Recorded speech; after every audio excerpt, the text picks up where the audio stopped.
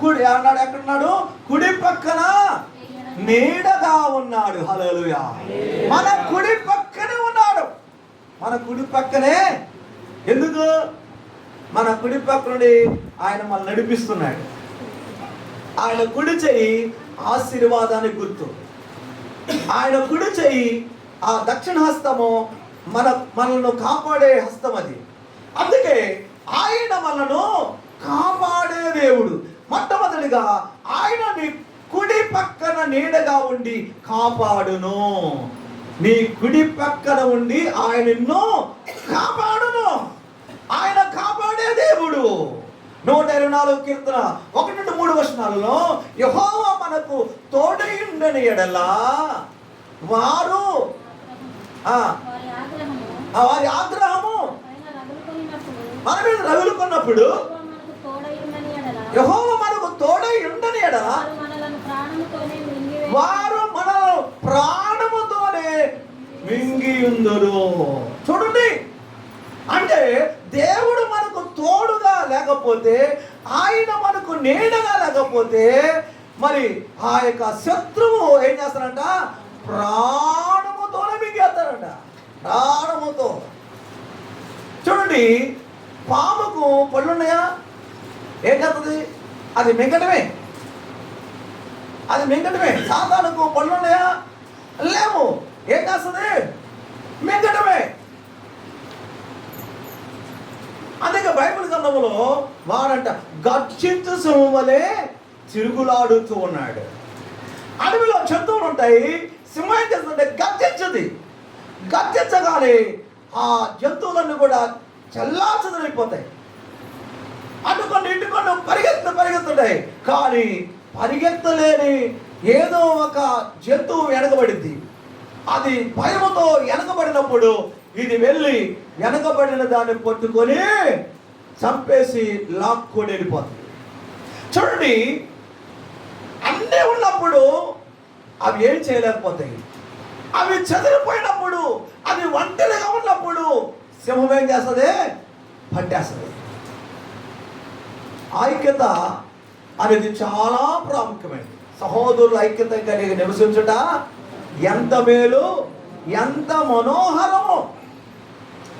ఐక్యత లేకుండా నీవు వేరు, నీ దారి వేరు, నా దారి వేరు అని వేరు బంధము చేసి వేరుగా ఉండడానికి, ఒంటరిగా ఉండడానికి వెనకబడితే కనుక అపవాది మింగడానికి వాడు ప్రయత్నం చేస్తాడు. చూడండి, మనం ముందుకు సాగిపోవాలి. ఆగిపోవద్దు, వెనకపడవద్దు. హల్లెలూయా. ఆత్మీయతలో వెనకపడవద్దు, ప్రార్థనలో వెనకపడవద్దు, విశ్వాస జీవితంలో వెనకపడవద్దు, భక్తి జీవితంలో వెనకపడవద్దు. మన భక్తి జీవితము కాపాడుకోవాలి, మన విశ్వాసమును కాపాడుకోవాలి, మన ప్రార్థన జీవితాన్ని వృద్ధిపరచుకోవాలి. అప్పుడు సాతాను ఏం చేయగలుగుతాడు? వాడు గర్జిస్తే, వాడి గర్జన ఎలా ఉంటుంది మన కుటుంబాల్లో అంటే అందరూ కలవరపడిపోతారు, అందరూ భయపడిపోతారు. కొన్ని కుటుంబాలు చెదిరిపోతాయి, కొన్ని కుటుంబాలు ఆగమైపోతాయి, కొన్ని కుటుంబాలు విడిపోతారు. అప్పుడప్పుడు చెబుతాను, సంఘాన్ని విడిచిపెట్టదు, సంఘాన్ని విడిచిపెట్టదు. దేవుడి కాపుదల ఉంటుంది అని చెబుతా. కానీ సంఘాన్ని విడిచి వెళ్ళారో లేదో సమస్యలు స్టార్ట్ అయిపోయాయి. నేను చూస్తూ ఉన్నాను, మీరు కూడా చూస్తూనే ఉన్నారు. ఎందుకంటే దేవుని మందిరంలోకి వచ్చి పడాలి, ఆదివారం దేవుని మందిరంలో వచ్చి పడాలి, దేవుని ఆశ్రయం కోరాలి, దేవుని యొక్క నీడను మనం ఆశ్రయించాలి. లోకాన్ని ఆశ్రయించొద్దు. లోకం యొక్క నీడను ఆశ్రయిస్తే ఏం జరిగింది? కుటుంబాలు చెదిరిపోయినాయి, విడిపోయారు, సమాధానం లేదు, నెమ్మది లేదు. అన్ని ఉన్నాయి, అన్ని ఉన్నా సుఖము లేదు. అన్ని ఉన్నాయి, నెలకొచ్చే ఆదాయము బాగానే ఉంది, కానీ హృదయంలో నెమ్మది లేదు. ఎప్పుడైతే వెనకబడుతున్నామో, ఎప్పుడైతే సంఘాన్ని విడిచిపెట్టలిపోతున్నామో, అప్పుడే అపవాది నీ కుటుంబంలో నెమ్మది లేకుండా చేస్తాడు, ప్రశాంతత లేకుండా చేస్తాడు. దేవుడు కాదు చేసేది. దేవుడు నా నీడ కిందకి రండి, నన్ను ఆశ్రయించండి, నా రెక్కల కింద రమ్మని ఆయన పిలుస్తూ ఉన్నాడు, ఆయన ఆహ్వానిస్తూనే ఉన్నాడు. కోడి తన పిల్లలను రెక్కల కింద రామని తన భాషలో అది చెప్పినప్పుడు ఒక్కసారి అలా అరవగానే పిల్లలన్నీ వచ్చి పడతాయి. ఏదో ఒక పిల్ల ఏం చేస్తుందంటే నెత్తినే కూర్చుంటుంది. మా అమ్మ అట్నే పిలిచింది అని నెత్తినే కూర్చుంటుంది. అమ్మ దిగమ్మా అని దిగదే. ఎందుకు? చూడండి, తల్లి మాట వినని యొక్క కోడి పిల్ల గద్ద వచ్చి ఎత్తుకుపోతుంది. ఎందుకంటే కోడి అరుస్తుంది. ఎందుకు? గద్ద పైన తిరుగుతుంది, శత్రువు పైన తిరుగుతూ ఉన్నాడు. ఆ గద్దను చూసి, ఆ శత్రువును చూసి కోడి అరవగానే, కేకవేయగానే పిల్లల్ని కూడా రెక్కల కిందగా గబా గబా గబా వచ్చి రావాలి. అవసరమైతే కోడి తన ప్రాణం పెట్టడానికైనా తెగించింది. హల్లెలూయా, హల్లెలూయా. నువ్వెంత మనగానే ఉండొచ్చు, కానీ ఏం చేస్తుంది? నిన్ను పొడిచి మారేస్తుంది. యజమానుడైనా సరే, బయట అయినా సరే, కుక్క వచ్చినా సరే, అది సింహం అయినా సరే, అమ్మో అది సింహము, అది కుక్కరా, దాని మీదకి వెళ్తాను చంపేస్తుందని అది భయపడదు. ముందు తన పిల్లలను కాపాడాలి. హల్లెలూయా. నా ప్రాణం పోయినా పర్వాలేదు, నా పిల్లలను కాపాడాలని తన ప్రాణమును బలముగా పెట్టేసింది. కోడి కంటే, కోడి ప్రేమ కంటే, తల్లి ప్రేమ కంటే యేసయ్య ప్రేమ గొప్పది. నీ కోసము, నా కోసము తన ప్రాణాన్ని బలంగా ప్రాణం పెట్టేశాడు. హల్లెలూయా, హల్లెలూయా, హల్లెలూయా. ఆయన యెహోవా మనకు తోడై ఉండని ఎడల ఏం చేస్తాడన్న శత్రువు మనను ప్రాణముతో మింగివేసి ఉండేవాడు. ఆయన మనల్ని కాపాడుతున్నాడు. ఒక రోజున విజయవాడ వెళ్ళినప్పుడు పాస్టర్ గారికి చెప్పాడు, పాస్టర్ గారండి, సాతాను వాడు నా మీద దృష్టి పెట్టాడు, ప్రార్థన చేయండి అన్న. అప్పుడు నేను మధురలో ఉన్నాను అనుకుంటా. చెప్పిన తర్వాత ప్రార్థన చేసుకున్నాము. తర్వాత నేను మరలా అడ్రోడ్ వచ్చాను. అడ్రోడ్ వచ్చిన తర్వాత బస్సు అందలేదు, బస్సులు లేవు. ఆటో ఎక్కేసాను. ఆటో ఎక్కేసినా కూడా ఎప్పుడైతే ప్రార్థన చేస్తాను, అలా వస్తుంది మార్గ మధ్యలో లారీ వచ్చింది. ఆ లారీ రావటము నేను కూర్చున్న దగ్గర రాడ్ ఉంది, రాడ్ ఠప్పును కొట్టింది, రాడ్కు తగిలింది. స్పాట్లో డెత్ అవ్వాల్సింది నేనే. కానీ అద్భుతంగా ఆ ఆటో అలా బోల్తా పడింది. అప్పుడు వెంటనే ఆ ఆటోలో ఒక విశ్వాసి యేసయ్యా అంది. హల్లెలూయా, హల్లెలూయా.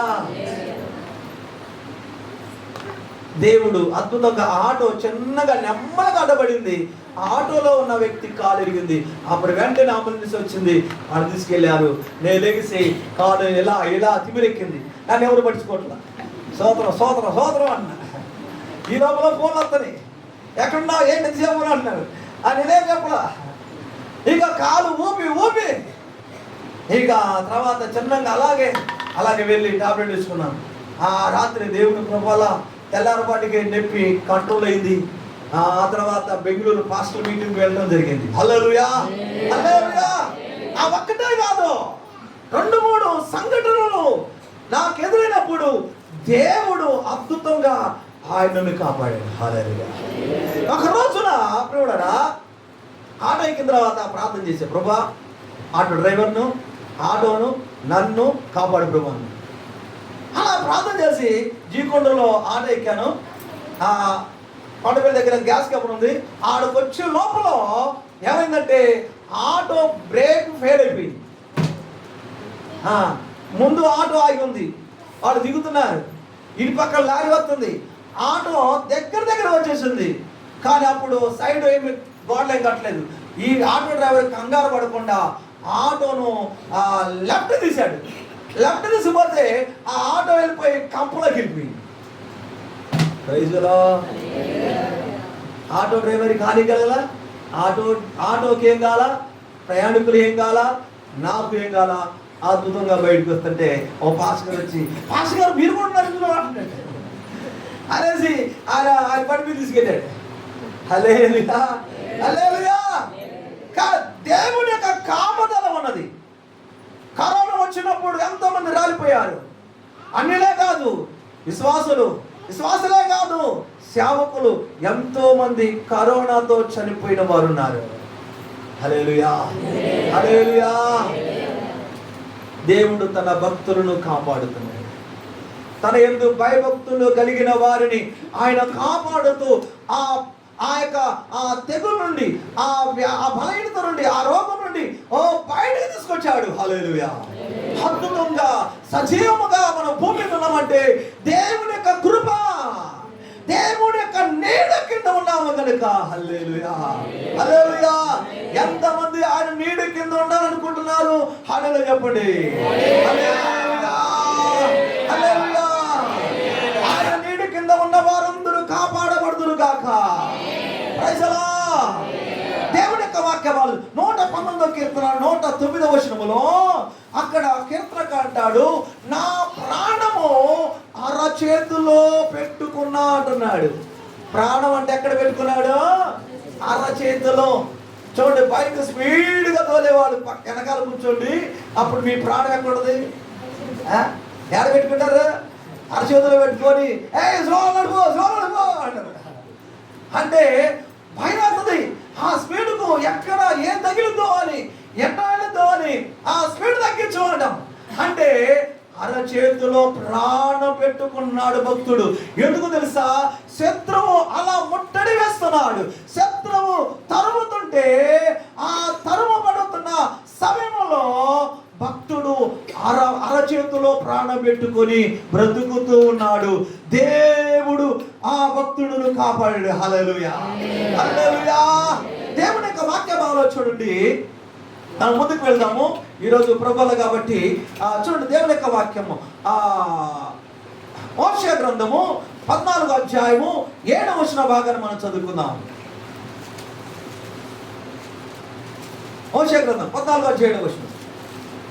అతని నీడ యందు నివసించువారు మరలి వత్తురు. ధాన్యము వలె వారు తిరిగి మొలుతురు. ద్రాక్ష చెట్టు వలె వారు వికసింతురు. రేపాను ద్రాక్షారసము వాసము వలె వారు పరిమళింతురు. చూడండి, ఇక్కడ ఎవరి గురించి చెప్పండి? ఇశ్రాయేలు ప్రజల గురించి చెబుతున్నాడు.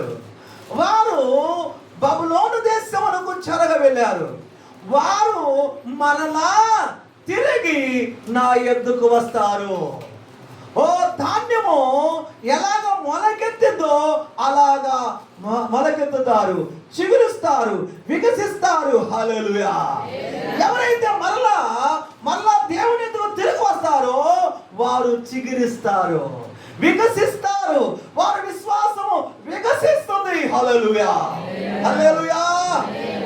యోహాను సువార్త 15వ అధ్యాయం 1వ వచనం నుంచి మనం చదివినట్లయితే, మీరు నా యందును నేను మీ యందు నిలిచి ఉంటే మీరు బహుగా ఫలిస్తారు. తీగలు మనము, ఆయన ద్రాక్షవల్లి. అయితే మనము తీగలు ఆ యొక్క ద్రాక్షవల్లికు అంటగట్టబడి ఉంటే కనుక ఫలిస్తాము. హల్లెలూయా.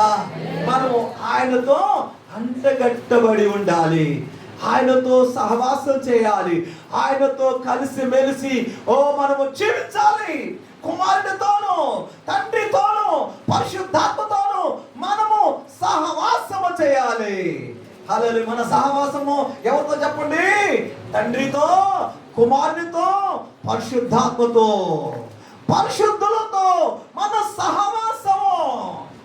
అలా మనం చేసినట్లయితే మనం ఆత్మీయంగా ఎదుగుతాం.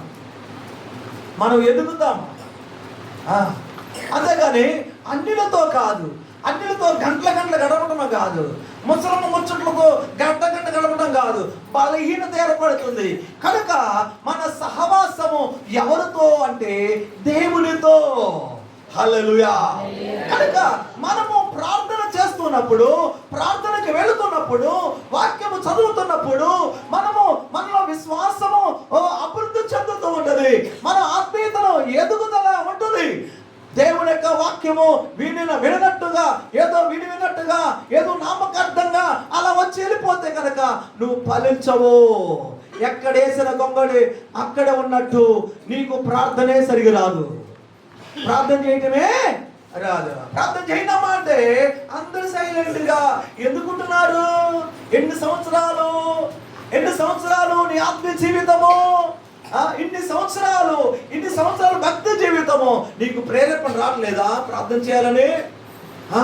హల్లెలూయా, ప్రైజ్ ది లార్డ్, హల్లెలూయా.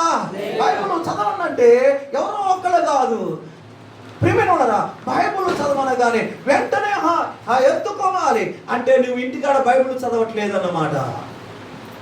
నువ్వు బైబిల్ చదవన్నప్పుడు ఏదో దాన్ని ఈక తోక లాగినట్టు చదువుతున్నావు అంటే అసలు నీకు సరిగా బైబిల్ ముట్టుకోవట్లేదు, మందిరానికి వచ్చే పట్టుకున్నావు. హల్లెలూయా.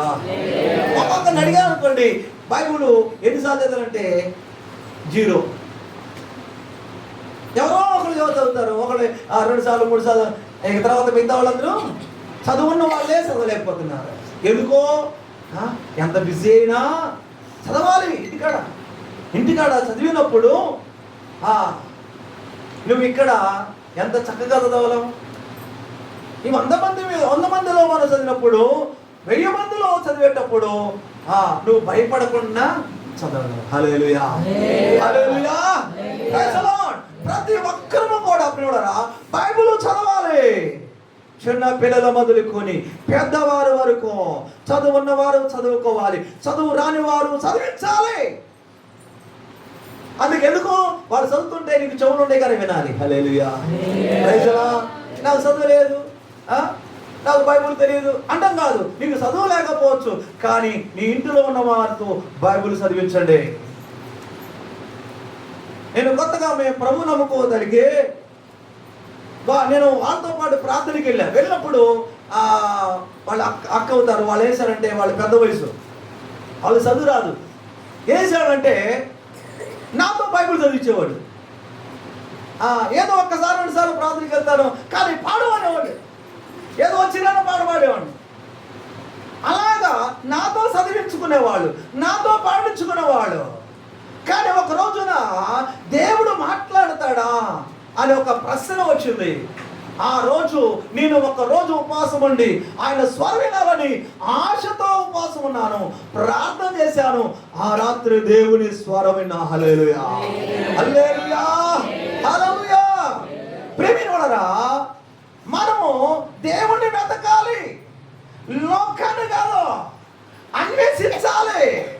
ఆయన కనపడాలి, ఆయన వెలుగన చూడాలి, దర్శనమన్న చూడాలి, ఆయన స్వరమని వినాలి, లేదా ప్రత్యక్షతను చూడాలని ఒక పట్టుదల కలిగి ఉంటే, నువ్వు ఒక రోషము కలిగి ఉన్నట్లయితే దేవుడు తప్పనిసరిగా ఏదో విధంగా దేవుడితో మాట్లాడతాడు. హల్లెలూయా. ఒకవేళ కళ ద్వారా వాటి ద్వారా మాట్లాడకపోయినా వాక్యము ద్వారా దేవుడితో మాట్లాడతాడు. హల్లెలూయా, హల్లెలూయా, ప్రైజ్ ది లార్డ్. యేసయ్య ఆయన మనతో మాట్లాడుతున్నప్పుడు వాక్యం ఉందంటే, వాక్యము అగ్ని వంటిది అంటున్న మాటలు, అగ్ని వంటిది, బండను పగలగొట్టే సోదరం. హల్లెలూయా, హల్లెలూయా.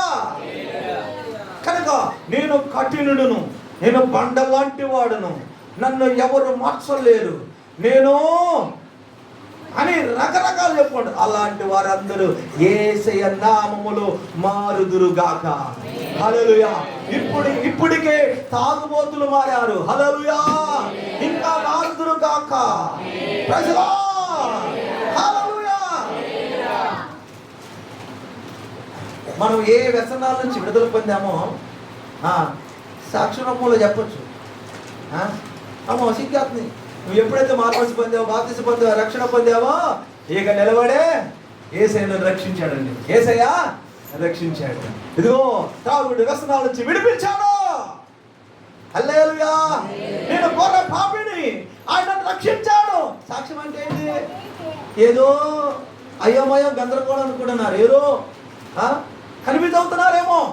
సాక్ష్యము, నీ జీవితం మారడమే గొప్ప సాక్ష్యము. హల్లెలూయా, హల్లెలూయా, హల్లెలూయా. కనుక చూడండి, స్వస్థ పొందుకున్నాను చెప్పుకోవడం మంచిదే సాక్ష్యం. దేవుడు నన్ను స్వస్థపరిచాడు, బాగు చేశాడు అని చెబుతున్నాం. కానీ ఇవే కాదు, దేవుడు పోయిన వారు నాతో మాట్లాడండి, లేదా ఈ వారము దేవుడు నాతో మాట్లాడాడు. నా జీవితంలో మారాల్సినవి ఉన్నాయి, నేను మార్పు చెందడానికి నేను దేవుడితో సమర్పణ చేసుకున్నా, తీర్మానం చేసుకున్నా. గొప్ప సాక్ష్యం. హల్లెలూయా, హల్లెలూయా. నేను మంచి వ్యక్తిని, నేను అలాంటి వ్యక్తిని కాదు. పౌలు గారు అంటాడు, నేను ప్రధాన పాపిని. అబ్బా దేవుని స్తోత్రం, హల్లెలూయా. నేను ప్రధాన పాపిని అంటున్నాడు. అంతేకాదు, నేను దౌర్భాగ్యుడు. రాత్రి వేళ ధ్యానం చేశాం. రాని వాళ్ళు సిగ్గుపడాల్సింది. ఎందుకంటే శనివారం ఉపవాస ప్రార్థన, వాక్యము తప్పనిసరిగా శనివారము తప్పనిసరిగా రావాలి. దేవుని స్తోత్రం, హల్లెలూయా. పౌలు అంటాడు, నేను దౌర్భాగ్యుడును అంటాడు. చెప్పగలుగుతారా ఇలాంటి సాక్ష్యం? దేవుని స్తోత్రం, హల్లెలూయా. నేను ఎంత ఘోరమైన పాపిను ఎవరు నన్ను క్షమించలేరు. కానీ యేసే నన్ను క్షమించాడు, యేసే నన్ను పట్టుకున్నాడు, యేసే నన్ను రక్షించాడు, యేసే కొరకు నేను సాక్షిగా నిలబడ్డాను. హల్లెలూయా, హల్లెలూయా. ఇదే సాక్ష్యము. ప్రైజ్ ది లార్డ్, హల్లెలూయా. ఈ సాక్ష్యం చెప్పిన వాడు ఇక అన్నట్టు యేసే వదిలిపెట్టండి. దేవుని స్తోత్రం. యేసే స్వస్థపరిచాడు, యేసే అది చేసేది మంచిదే. హార్ట్ కంటే గొప్ప సాక్ష్యం ఇది. దేవుని స్తోత్రం, హల్లెలూయా. స్వస్థ పొందిన వారు ఎంతమంది? యేసు ప్రభువు దగ్గరికి వచ్చిన కుష్ఠరోగులు చెప్పండి, 10 మంది. దేవుని స్తోత్రం. హల్లెలూయా చెబుతున్నాం, లేదా 10 మంది చెబుతున్నాం? వెనకాల హల్లెలూయా. దేవుని స్తోత్రం, హల్లెలూయా. 10 మందిలో ఎంతమంది వచ్చారు యేసు దగ్గరికి? 9 మంది ఏమైపోయారు? స్వస్థమందుకున్నారు కదా. ఒక్కడే వచ్చాడు, ఒక్కడే వచ్చి యేసయ్యను మహిమపరిచాడండి. హల్లెలూయా. ఒక్కడే మహిమపరిచాడు, ఒక్కడే యేసయ్య నన్ను స్వస్థపరిచాడు, బాగు చేశాడని అతడు గట్టిగా సాక్ష్యం చెప్పాడు ప్రజలందరిలో. ఒక్కరైనా ఉన్నారా? హల్లెలూయా, హల్లెలూయా. 9 మంది లాగా వెనక్కపోతున్నారా? అలాగే సైలెంట్గా ఉన్నారా? నేను చెప్పలేకపోతున్నాను, నిలబడలేకపోతున్నా. ఏమైంది? ఇంట్లో మాట్లాడదు గట్టిగా, ఇంట్లో వాళ్ళతో మాట్లాడదు, బయట వాళ్ళతో మాట్లాడదు, నిలబడి చక్కగా గట్టిగా భయపడకుండా మాట్లాడు. కానీ ఇక్కడ మాట్లాడలేవు. హల్లెలూయా, హల్లెలూయా. కనుక ప్రభు సన్నిధిలో అంటే సాక్ష్యం అంటే అరగంట 30 గంట చెప్పడం కాదు. దేవుని స్తోత్రం. గట్ట కొట్ట తెచ్చా అంతే, అయిపోయింది. 2 ముక్కల్లో చెప్పేసేయాలి అంతే సాక్ష్యం. హల్లెలూయా. సాక్ష్యం అనగా కడిన వినిన సంగతులను చెప్పుడియే సాక్ష్యం. దేవుని స్తోత్రం. పాత పాట కదా, మర్చిపోయాం, అన్ని కొత్త పాటలే. హల్లెలూయా. పాత రాత అయిపోయింది, కొత్త ఎంత అయిపోయింది. ప్రైజ్ ది లార్డ్, హల్లెలూయా, హల్లెలూయా. కనుక సాక్ష్యము మన జీవితంలో ఎప్పుడైనా సాక్ష్యం చెప్పామా? ఏం చెప్పాము? బయట గురించి చదువుతున్నా, వాళ్ళ గురించి వీళ్ళ గురించి నీకు అనవసరం, వాళ్ళ గురించి సాక్ష్యం అనవసరం. నీ గురించి నువ్వు చెప్పు సాక్ష్యం. హల్లెలూయా. దేవుడు నీ పట్ల ఏం చేశాడు? దేవుడు నీకు చేసిన కార్యం ఏంటి? నీలో వచ్చిన మార్పు ఏంటో అదే సాక్ష్యం అండి. దేవుని స్తోత్రం. మన త్వరగా ముందు కదా. దేవుని యొక్క వాక్యం, ఇశ్రాయేలు ప్రజలు బబులోను చెరకు వెళ్ళిన తర్వాత వారు మరలా తిరిగి వస్తున్నారు. ఎక్కడికి వస్తారంటే దేవుని నీడ కిందకి వస్తున్నారు. ఆయన నీడ క్షేమము కలిగింది, ఆయన నీడ భద్రత కలుగుతుంది. ఆ భద్రత కలుగుతుంది. వారు ఇన్ని సంవత్సరాలు, ఎన్నో సంవత్సరాలు అక్కడ బబులోను దేశములో వారు అలాగే ఉండిపోయారు, బందీలుగా ఉండిపోయారు, స్వేచ్ఛ లేని స్థితిలో ఉన్నారు, అవమానాలు నిందలు భరిస్తున్నారు. వారు మరలా తిరిగి వస్తున్నారు. హల్లెలూయా. తిరిగి వచ్చే వారిని నా దగ్గర రావద్దు, వెళ్ళిపోండి, నా మాటలు లేదు అన్నాడా? యేసయ్య ఆయన ప్రేమ గలవాడు. తప్పు చేస్తే ఒక దెబ్బ కొడతాడు, మరలా దగ్గర తీసుకోడు. అది తండ్రి ప్రేమ. హల్లెలూయా. తండ్రి ప్రేమ, తల్లి ప్రేమ ఎలా ఉంటుందంటే కోపడతారు, పడతారు, మళ్ళీ దగ్గర తీసుకుంటారు. ఏడుతుంటే ఏం కావాలమ్మా చెప్పు అంటారు. హల్లెలూయా, హల్లెలూయా. ఏడిపిస్తారు, నవ్వుతారు. ఎందుకు తెలుసా? వారు మంచి క్రమశిక్షణలో ఉండాలని, వారు మంచి ప్రవర్తన కలిగి ఉండాలని గద్దిస్తారు, కొడతారు. అంతేగాని సావాలని కొట్టరు ఏ తల్లిదండ్రులు. హల్లెలూయా. మన దేశంలోనే మన దేశంలో పడతారు, తిడతారు, గద్దిస్తారు. కానీ అమెరికా దేశంలో అనుకుంటా థైరాయిడ్ అనుకుంటా అక్కడ పిల్లగాళ్ళకి పెట్టా, చిన్నపిల్లలకు పెట్టావా, వాళ్ళు కంప్లైంట్ ఇచ్చారు, అంతే తీసుకుని జైలు వేసేస్తారు. అంతే దేశం. ఇక వాళ్ళు స్వేచ్ఛగా బతకని అని వదిలేయాలన్నమాట. దేవుని స్తోత్రం. అలా వదిలేయమాకండి. దేవుని స్తోత్రం. హల్లెలూయా. ఆ దేశాల కంటే మన దేశమే మంచి దేశం. దేవుని స్తోత్రం. Praise lord. ఎందుకంటే వాడు తప్పు చేస్తాడు చూస్తూ మనం ఉండలేము. చేసుకున్నాం తప్పు, అబద్ధాలు వాడు వదిలేరు. అలా చేయొద్దు, ఆ తప్పు చేయవద్దు, అలా తిరగొద్దని మన వాళ్ళు ఏం చేస్తారంటే క్రమశిక్షణ పెడతారు. హల్లెలూయా. Praise Lord. చూడండి, రెండు, అతని నీడ కింద ఉంటే మనము ఫలిస్తాము, చిగురిస్తాము, వికసిస్తాము. మూడవదిగా ఆయన రెక్కల నీడ మనకు ఆశ్రయము, మనకు స్వస్థత కలగజేస్తుంది. మలాకి గ్రంథము 4వ అధ్యాయము 2వ వచన భాగములో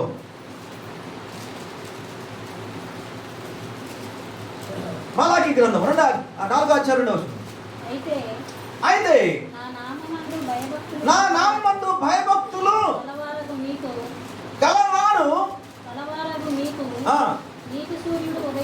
మీకు నీతి సూర్యుడు ఉదయించును. అతని రెక్కలు ఆరోగ్యము కలగచేయును. హల్లెలూయా. అతని రెక్కలు ఆరోగ్యము కలగచేస్తుంది. అంటే ఈ మాటలు భవిష్యత్తు కాలములో జరగబోయేది, అనగా నియమింపబడిన దినము అంటున్నాడు, రాబోయే దినం అంటున్నాడు, భయంకరమైన దినము. హల్లెలూయా. అప్పుడు ఏలియా వస్తాడు, ఆ తండ్రుల హృదయము పసిపిల్లల వైపు తిప్పుతాడంట. హల్లెలూయా, హల్లెలూయా. అంత్య దినాలలో జరగబోయే విషయాలు దేవుడు తెలియపరుస్తున్నాడు. ఆ దినాలలో అనేక రకాల తెగులు రావచ్చు. ఈ మధ్య కరోనా వచ్చింది, మరొకటి ఇంకోటి ఏదో వచ్చిందంట. ఎక్కడిదాకా వచ్చిందో, ఎక్కడ ఆగిపోయింది తెలియదు, కానీ ప్రార్థన చేసాము, అక్కడతో ఆగింది అనుకోండి. దేవుని స్తోత్రం. హల్లెలూయా, హల్లెలూయా. అక్కడి నుంచి రాకుండా ఉండాలని ప్రార్థన చేయండి. Praise lord. ఇది వచ్చేసింది, ఆగిపోయింది అనుకుంటాం, కానీ మరొకటి పంపిస్తారు. ఇదే భయం వారంటారు. అంటే వాళ్ళు యుద్ధాలు చేయడమే కాదు, ఈ రీతిగా ప్రజలను నశింప చేయటానికి చేసే పనులు కూడా జరుగుతున్నాయి. కానీ ప్రభుత్వాలు కూడా సైలెంట్గా ఉంటున్నాయి. ప్రేమినుడరా, తెలుసా, జనాభా సంఖ్య తగ్గిపోవాలి, అంతేగాని ప్రపంచం అంతా అంతము రాదు. 3వ భాగం కూలిపోద్ది, ఒక భాగం మాత్రం నిలబడుద్ది. ఎందుకో తెలుసా? ఆ భాగం ఎందుకంటే బైబిల్ సెలవిస్తుంది. హల్లెలూయా, హల్లెలూయా. సముద్రము నీళ్ళన్నీ కూడా అయిపోతాయి, విషవాయువుగా మారిపోతాయి, నీళ్లు తాగాలను కూడా తాగలేరు. అలాంటి దినాలు రాబోతున్నాయి. అంతేకాకుండా నీళ్ళు ఇప్పుడే కొనుక్కుంటున్నాము, గాలి కూడా కొనుక్కోబోతున్నాము. హల్లెలూయా, హల్లెలూయా. గాలి కూడా కొనుక్కోబోతున్నాం. అంతేకాదు, ఇప్పుడు మన చేతుల్లో పైసలు ఉంది, ఇక తర్వాత ఫ్యూచర్ లో మన చేతుల్లో పైసలు ఉండవు. Praise Lord. Hallelujah, hallelujah. అలాంటి భయంకరమైన దినాలలో జీవించేవారు ఎంతమందో, యేసు రాకముందు వెళ్ళిపోయేవారు ఎంతమందో, యేసు ప్రభు వచ్చిన తర్వాత ఎత్తబడే సంఘము. హల్లెలూయా, హల్లెలూయా. ఎత్తబడే సంఘములో ఉండాలనుకున్న వారందరూ చేతులెత్తి హల్లెలూయా చెప్పండి. హల్లెలూయా. మనస్ఫూర్తి చెప్పారా? హల్లెలూయా. యేసు రాకముందే, మనం పోకముందే ఏం చేయాలి? రక్షణ పొందిన వారు రక్షణ పొందండి, సిద్ధపడి ప్రభు రాకడ కొరకు ఎదురు చూడాలి. హల్లెలూయా, హల్లెలూయా. ప్రేమిన వాళ్ళరా, అలాంటి భయంకరమైన దినాలు రాబోతున్నాయి. అయితే ఏలియా వచ్చి నిత్య స్వార్థను ప్రకటించబోతున్నాడు. హల్లెలూయా. అదే ఆఖరి చివరి స్వార్థ. ఆ ఇద్దరు భక్తులు రాబోతున్నారు. ఆ ఇద్దరు భక్తులు స్వార్థ, నిత్య స్వార్థ ప్రకటిస్తారు భూమి మీద. అదే చివరి స్వార్థ, ఆఖరి వార్తదే. ఆ దైవజనుల ద్వారా, ఆ ఇద్దరు భక్తుల ద్వారా ఎన్నో అద్భుతాలు జరుగుతాయి, ఎన్నో కార్యాలు జరుగుతాయి. వాళ్ళిద్దరు చంపాలని ఎంతో ప్లాన్ చేస్తారు, వారిని చంపలేరు. హల్లెలూయా. భూమిలోంచి ఘోర మృగం వస్తుంది, దేవుడు దానికి అధికారం ఇస్తాడు. వాడు వెళ్ళి వాళ్ళిద్దరిని నింపుతారు. ఆ ఖడ్గమంతా చంపబడిన తర్వాత ప్రపంచమంతా చూసిద్దని బైబిల్ చెప్పింది. ఎప్పుడో చెప్పింది. అప్పుడు టీవీలు రాలేదు, రేడియోలు రావలేదు, సెల్ ఫోన్ రాలేదు. ఇవి రాకముందే ముందుగా చెప్పబడింది, ప్రపంచమంతా ప్రతి నేత్రము చూచును అని. హల్లెలూయా, హల్లెలూయా.